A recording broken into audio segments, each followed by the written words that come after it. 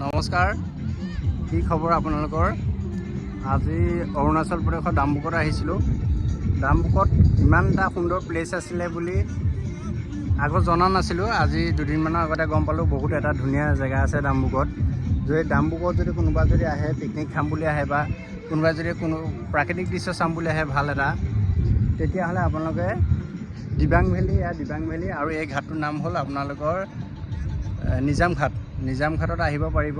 ইয়াত পানীৰ সুবিধা আছে। ইয়াত আপোনালোকৰ চাইডতে খানা পিনা বনোৱা সুবিধাও আছে। সুন্দৰকৈ আহিব পাৰিব এটা নিজান পৰিৱেশৰ মাজত, যান্ত্ৰিকতাৰ পৰা অলপ আঁতৰি পেলাই আপোনালোকে ইয়াত ধুনীয়াকৈ এসাঁজ লগত খাব পাৰিব। নিজৰ ফেমিলিৰ লগত, বন্ধুবৰ্গৰ লগত খাব পাৰিব। বহুত সুন্দৰ জেগা আছে ইয়াত।